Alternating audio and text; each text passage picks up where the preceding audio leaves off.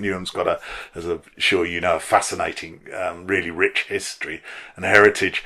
Revolution Farm was the second production, and after When Chaplin Met Gandhi, Kevin Jenkins had invited me to Newham City Farm because he said, we've got a performance barn now.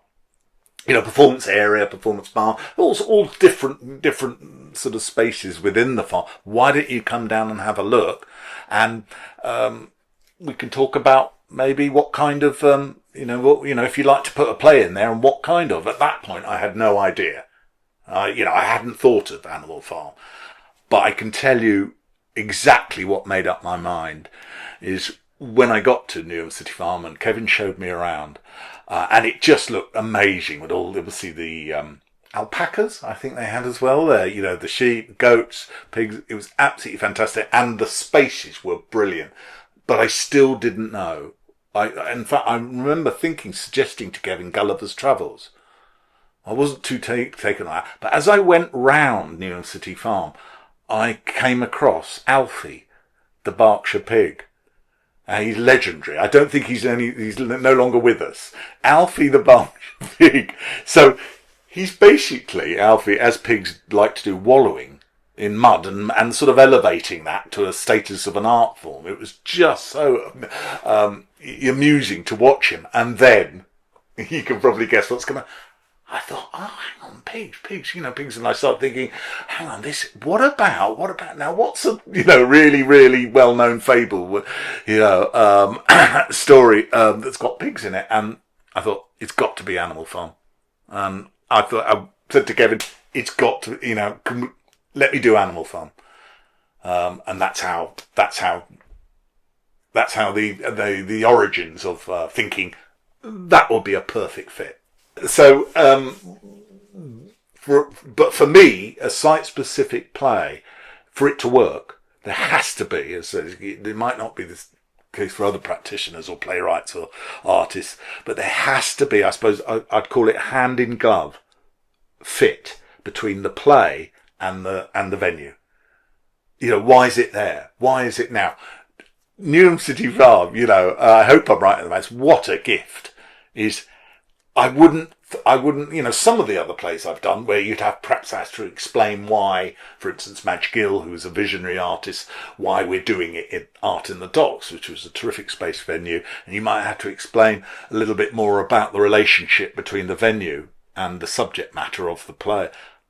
We didn't have that problem with Newham City Farm because everyone I talked to, when I said, I've written a new version of Animal Farm. Where's it going on then? I said, in a city farm. And I do wonder, I don't wish to sound too, again, a bit egotistical, but I wasn't aware it's been done. I'm sure it has, but I wasn't aware it's been done and I couldn't understand why. So it was an absolute perfect fit there. There's also another reason why it's a sublime fit between the subject matter and the venue and the space. Is anyone who has been to Newham City Farm will know that the backdrop is Canary Wharf. And you probably know what I'm going to say. That's for a story about greed and exploitation and the haves and have-nots. While the audience are going round being led round the farm to watch the action, you cannot escape HSBC and those gleaming towers that just scream and shout, we have untold riches and you don't. I mean, that's a crude way of putting it, but I know it was picked up by one of the reviewers, said what a fascinating backdrop here. So I think in every single way it felt like, as I say, a perfect hand in glove fit and relationship. I would say an inner city farm is pretty unique because, for instance, the farm manager, at every performance, the animals had to be put on the other side of the farm, because the audience, they'd get unsettled. So, that was something that had to be managed. There was many practical challenges like that. And the same with the actors who had a hut, or a cabin to change. And also being promenade, which I find really, really interesting, whereby the audience follow the action of the play around the farm. That's quite a challenge in itself. And I remember, as I say, I don't direct my plays, but I'm there at rehearsals, checking up and making sure it's it's what I wrote is what I'm seeing, and it always has been. I remember a particular session, because the Newham plays, we use what we call a mixed economy casting. So professional actors, professional designer, professional director, etc., and professional actors, and then the cast is supplemented by local talent, young people from Newham. And I remember one rehearsal where we were fortunate enough to be able to pay a choreographer to come down and teach the kids, especially the young people, the actors as well, certain animal movements. How would a sheep move? How would a goat? How would they fight? How would they talk? And this was fascinating. So it was, I think it was, I'm trying to remember it. I'm trying to remember the guy's name, and I think he's Newham based.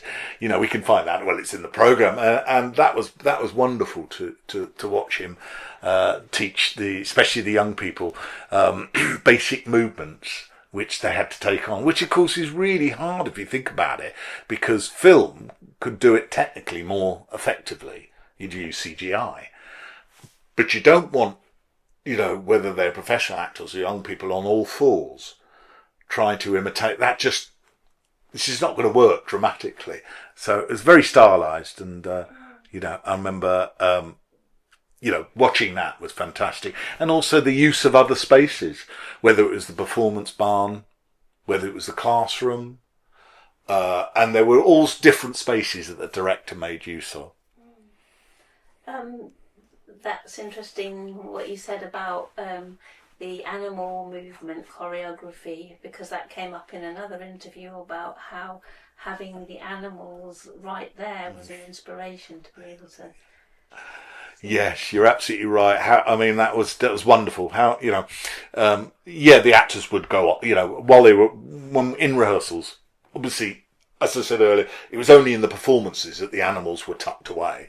But obviously, when we're rehearsing, they're there, so the actors would wander off, or the director would say, "Why don't you go and just observe Alfie?" Or go and look at the goats. Just observe it. It's just a unique thing to do, for actors, I think, for a creative team.